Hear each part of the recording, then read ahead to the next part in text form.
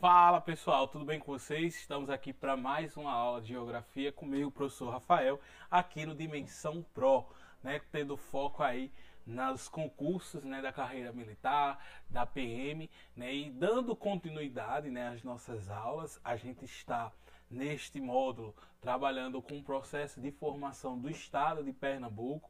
Então é um ramo, né, que vai ser fundamental aí para a galera que pretende a área da PMPE, né? Então, dentro dessa dinâmica, como eu já falei para vocês, a gente está trabalhando a questão do edital.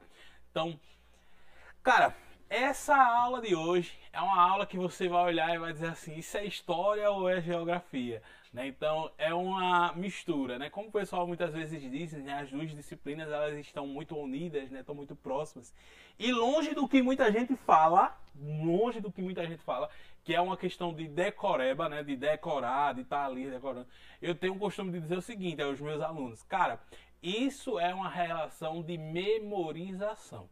E dentro desta aula de hoje, a gente precisa fazer uma ponte principalmente com a história, para que a gente possa entender, dentro desses tópicos, né, as relações do processo de informação do território de Pernambuco, ligando à questão geográfica de expansão territorial, né, porque a gente sabe, né, todo um processo de descobrimento, todo um processo de ocupação, ele ocorre gradativamente, né, ele ocorre de forma lenta, né, onde a partir de diversos elementos e fatores, eles acabam sendo direcionados a essa posição.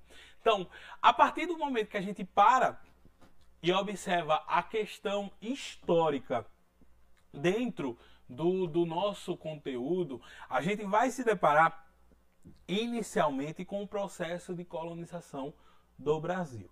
Então, quando a gente olha lá, né, o processo de colonização do Brasil lá em 1500, né, a gente está aqui com alguns tópicos no quadro, então dá uma pausazinha aí no vídeo, faz essas anotações dos tópicos para que você possa estar compreendendo melhor aí cada uma dessas informações. Então, dentro desse contexto histórico e geográfico, né, a gente começa de fato com o processo de colonização.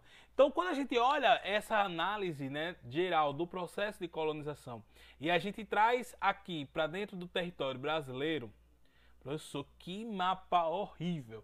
Mas aí, meu querido ou minha querida, é para que você possa estar entendendo mais essa relação aqui. Então, quando a gente olha, aqui não está o Oceano Atlântico? Então, todo o processo de colonização do Brasil, né, quando a turma lá de Portugal começou a chegar aqui pelas caravelas, essa galera chega aqui a priori no Nordeste.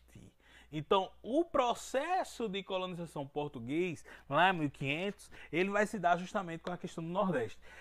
Professor, quando eles chegaram, já começaram a fazer essa ocupação, vamos invadir, vamos conquistar essas terras?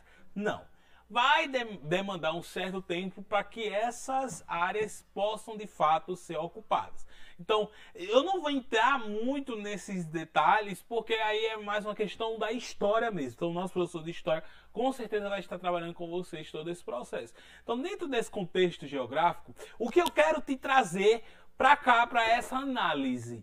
Então, lembra da aula lá do processo de formação e localização?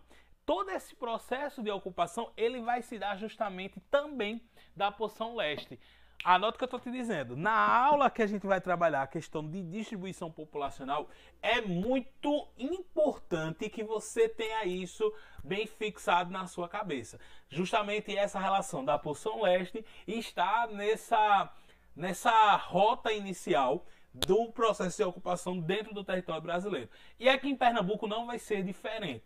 Tá? Então, quando esse processo de colonização chega aqui nessas áreas, lembra quando a gente fala de colonização, vai existir aqui uma grande divisão dentro do estado do Brasil, né? Dentro do país, dentro do território brasileiro. Tá? Que é, né, o Tratado de Tordesilhas.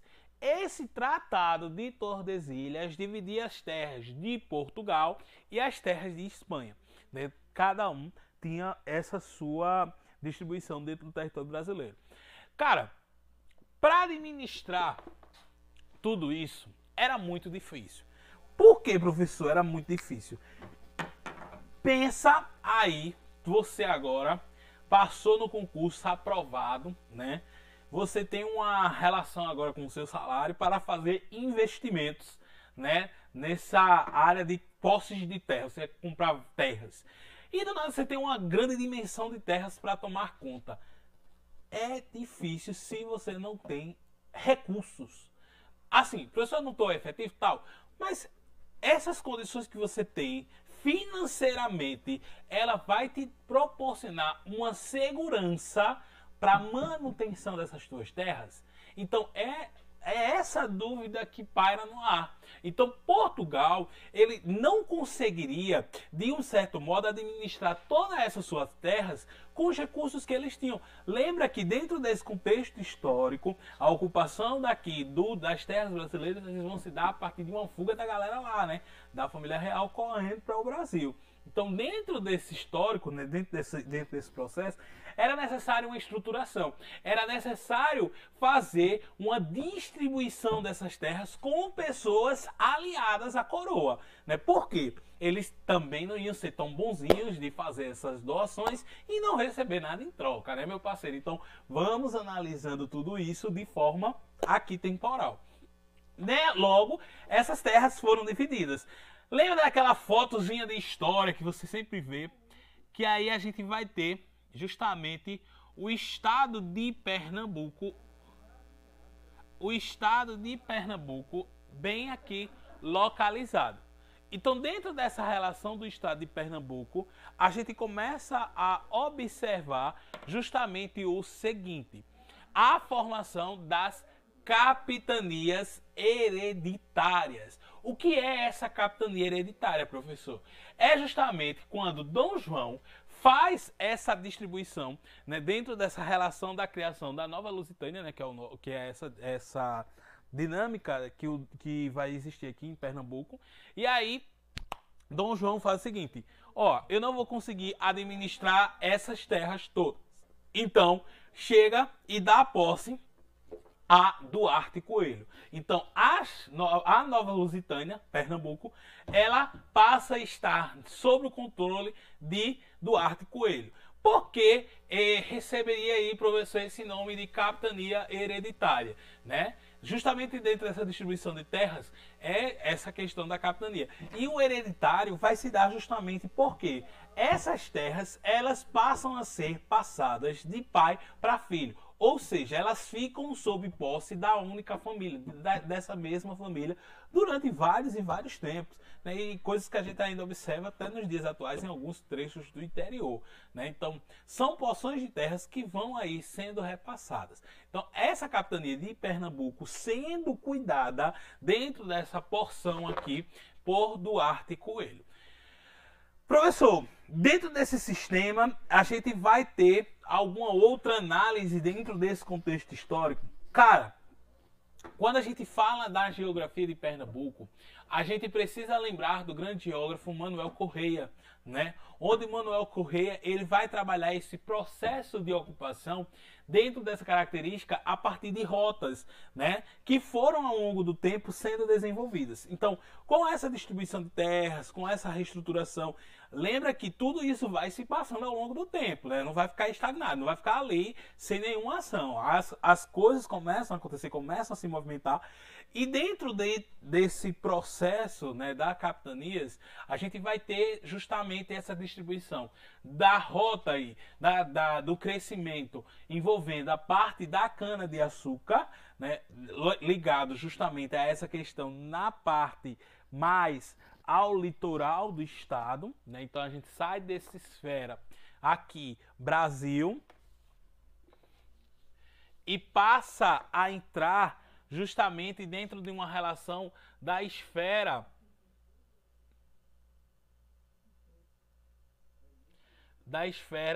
do nosso estado de Pernambuco.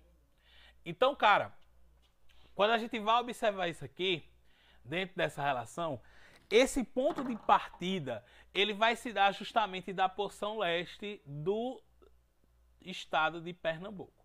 Então, essa relação aqui, né, esse processo de ocupação, quando começa a acontecer, ele traz essa distribuição do gado para dentro do interior. Então, o gado, a rota do gado, ela vai abrindo espaço. Deixa eu botar aqui para te ver. Ó, rota do gado. Essa distribuição do gado vai se dar justamente por quê, professor? Eu precisava ampliar minhas áreas de ocupação e eu precisava de espaço. Logo, eu preciso fazer esse deslocamento, né, da criação de gado para as outras áreas. Porém, dentro desse processo, quando eu tiro o gado daqui dessa área e vou botando ele para dentro do litoral, dentro dessa distribuição, a gente vai observar o seguinte, né? A construção e o surgimento de novas áreas de ocupação. Por quê? Dentro desse transporte, as pessoas começam a criar vias, pontes de um município ao outro. E a partir daí começa a se estruturar, começa a crescer cada vez mais o nosso estado. Tá certo? Então, dentro desse processo, quando tu olha essa rota de distribuição do gado, e ela acompanha justamente a margem dos nossos principais rios, tá certo? Então, fica atento.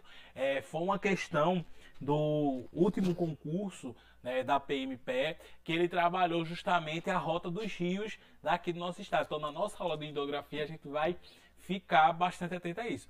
Eu considero uma questão até um pouco difícil, porque ela exigia um grau de conhecimento a mais dentro dessa área da hidrografia, e a gente precisa ficar atento justamente a essas rotas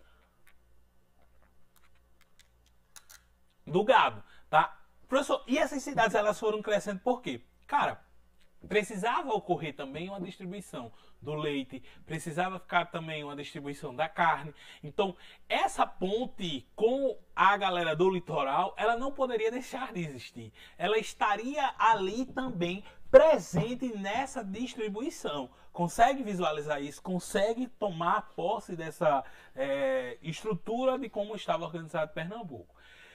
No decorrer da nossa história, dentro desses processos de ocupação, a gente também precisa levar em consideração que esses fatores, eles vão estar condicionados às questões religiosas, às distribuições de terra, onde a gente vai ter apoio da parte religiosa no processo também de catequização dos povos, trazendo essa aliança e esse fortalecimento não só para a igreja que estava ampliando seu território, mas também para a coroa portuguesa. Então são alianças que foram sendo passadas também ao longo do tempo, tá? Dentro dessa construção, dentro dessa distribuição, a gente vai ver Pernambuco, né? E esse contexto histórico é engraçado, né? Quando a gente diz assim, meu país Pernambuco, né? Já ouviram essa expressão, né? Meu país Pernambuco. Porque Pernambuco, meu amigo, era aquela pessoa, como eu posso dizer, revoltada com a história de tudo que estava acontecendo no Brasil. Então Pernambuco já chegou a se declarar independente dentro do Brasil, para vocês terem uma noção aí do que vai acontecer, né? Do que a gente passou ao longo da nossa terra, da nossa história, né? Então não é à toa que o nosso hino tem, né? Salve a terra de bravos guerreiros, né? Então dentro dessa relação de bravos guerreiros, era um território que de fato lutava bastante por essa questão. Até que entraves, né, questões aí políticas e tal, os holandeses passam a ocupar o nosso estado, né, sobre a liderança do Conde Maurício de Nassau. O Conde Maurício de Nassau ele começa a fazer essa redistribuição justamente de urbanização das cidades, né, principalmente da cidade do Recife. Ele começa a fazer esse crescimento. E dentro dessa relação, o pessoal começou a ficar desgostoso, né, com o Conde Maurício Nassau, porque ele buscava fazer alianças com a galera tanto de Recife como de Olinda, que estavam aí em conflitos. Então a galera ficou meio que tipo assim, um exemplo aqui para que vocês possam entender. Pense que você emprestou dinheiro a seu colega e o seu colega não quer lhe pagar. Então nesse meio de intermédios, o Maurício Nassau levou nessa linha de tipo assim, gente, vamos começar do zero, vamos iniciar do zero, vamos reestruturar a nossa cidade para que a gente possa começar a crescer juntos. Pô, perdoar diz, o cara tá me devendo aí. Então, entre esses e entre outros, né, motivos dentro desse contexto histórico, foi levando justamente ao desgosto da galera dos holandeses aqui no estado de Pernambuco. E essa galera acabou sendo expulsa do nosso território lá em 1630, tá certo? Mas deixaram aqui também grandes contribuições, principalmente no aspecto de urbanização da cidade do Recife, tá certo? Então a gente começou a crescer, a se desenvolver bastante durante o período holandês aqui no nosso território. Desmembramento de Pernambuco, como isso vai acontecer? Como eu falei pra vocês, a gente era a galera do Revolts, né? A galera ali que gostava da briga, que gostava de tudo mais. Pra vocês terem noção, o território de Pernambuco, ele chegava até Minas Gerais, na região sudeste do território brasileiro, acompanhando justamente a margem do Rio São Francisco. Porque o São Francisco não é um rio que sai lá de Minas Gerais, a nascente dele é em Minas Gerais, e ele vem até o Nordeste, onde a sua foz é ali na divisa entre Alagoas e Sergipe. E aí a gente vai observar que Pernambuco, diante desse contexto, se envolveu em bastantes conflitos ao longo do tempo, né? Confederação do Equador, enfim, a Revolução de 17, por aí vai. E com esses conflitos, Pernambuco foi perdendo cada vez mais territórios, foi perdendo terras, chegando a essa dimensão que a gente tem hoje do nosso estado. Então, essa perda de sua hegemonia, né, e o espírito, como eu falei, né, o espírito rebelde e autônomo de ser livre, dessa liberdade que o Estado buscava ter mediante as questões políticas que o país estava passando. E aí Pernambuco vai nessa reestruturação se desmembrando, perdendo essas porções. E aí foi reduzindo, foi reduzindo, foi reduzindo. Aí chegou justamente nessa porção que a gente tem hoje. Lá em 88, né, com a reestruturação da Constituição, as terras de Fernando de Noronha foram agregadas a Pernambuco como uma questão de amenizar justamente essas perdas que teve ao longo do tempo. Então, o território de Fernando de Noronha pertence a Pernambuco, mediante também a essa questão do contexto histórico aí dessas ocupações. Se vocês não perceberam, no decorrer da nossa aula aqui hoje, eu não falei muito sobre a questão da cana-de-açúcar, porque eu deixei agora para o finalzinho, já dentro desse contexto histórico. Como eu falei para vocês, o gado ele vai ter sua importância no processo de expansão, e a cana-de-açúcar ela também vai ser a força, né, de crescimento do nosso estado. Ela vai estar dentro dessa estruturação, sendo bastante importante para o desenvolvimento econômico, né, para a ampliação das terras que a gente vai ter aqui em Pernambuco. Então, a cana-de-açúcar, ela vai se dar justamente no trecho que a gente compreende como zona da mata, tá certo? E esse também é um fator que acaba colaborando para retirada do gado dessas partes. Porque, bicho, pense comigo, como é que eu vou estar plantando cana-de-açúcar e criando gado dentro do mesmo território? Não vai dar certo.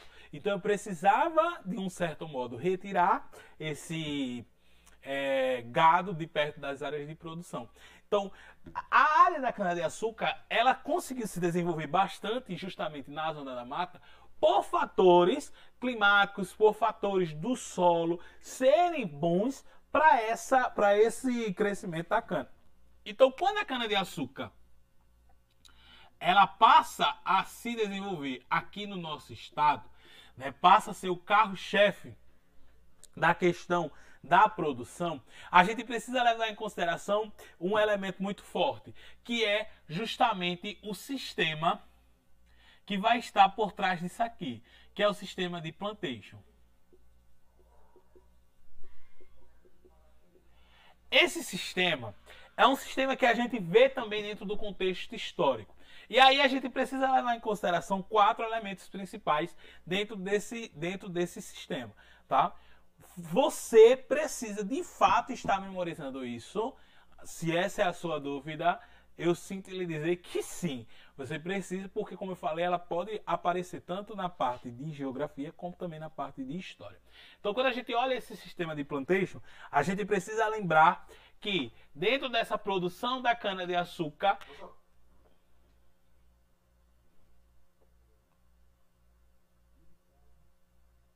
Ficou preto de novo, foi? Meu Deus, tô sem sorte. Nadimino não fez isso, né? É que Mina reza mais.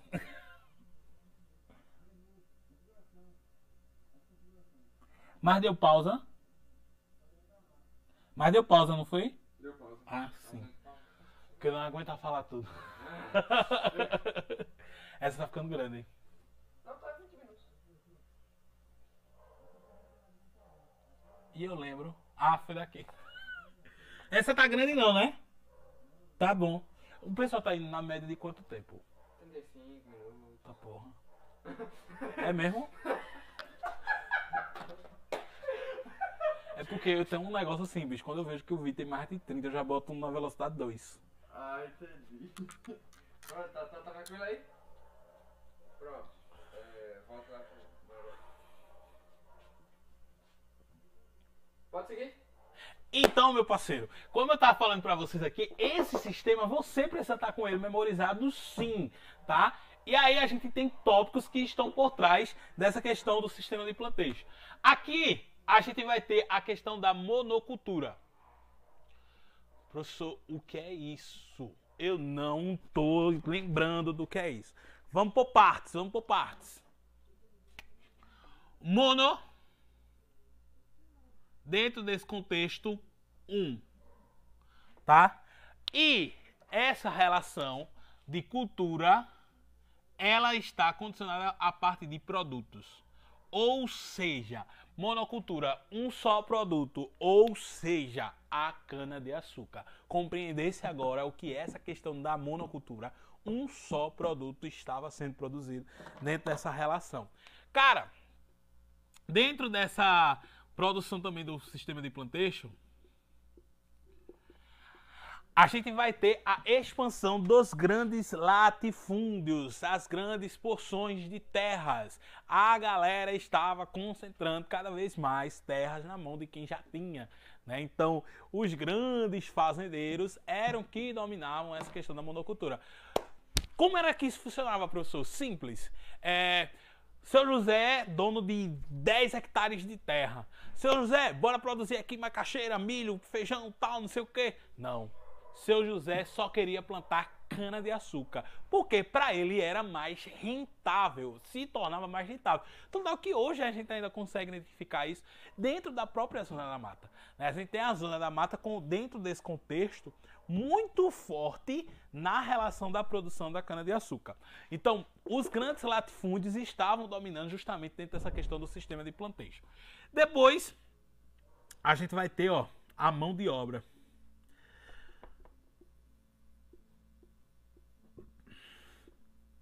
A mão de obra dentro dessa relação, infelizmente, vai ser uma mão de obra escrava, né? Vai ser a galera que vai trabalhar justamente sendo explorado, sem leis trabalhistas, sem condições para sua sobrevivência e manutenção dentro desses territórios, dentro dessas relações. É aquela galera que já ouviram aquela expressão, vamos cortar a cana, né? Vamos para o corte da cana, tal, não sei o quê. Então, cara, é pegar às 5 da manhã, largar às 5 da tarde, almoçar no espaço e assim sucessivamente. Então, tudo isso se torna muito difícil, né? Se torna condições precárias para essa manutenção. O professor Zé falou que eram 4 tópicos. Aqui está o último tópico. A produção, ela está voltada à exportação. Ou seja, o camarada, ele vai produzir, mas ele não vai comercializar dentro do seu território, ele vai mandar para fora. Entendeu? Porque seu José não quer plantar milho, não quer plantar feijão. Ele pode até plantar, mas ele não vai botar uma diversidade dentro das suas terras. Ele tende a focar em um só produto. porque daí ele vai ter o foco da exportação, tá certo? Meus queridos, minhas queridas, hoje a gente encerra a nossa aula dentro desse contexto do processo de formação. Espero que você tenha entendido, espero ter colaborado com esse teu crescimento rumo à tua aprovação, né? E continua aqui com a gente, tá certo? Forte abraço, abração aí do professor Rafael, estamos juntos no Dimensão Pro. Ei, boa! Boa, agora é o slide.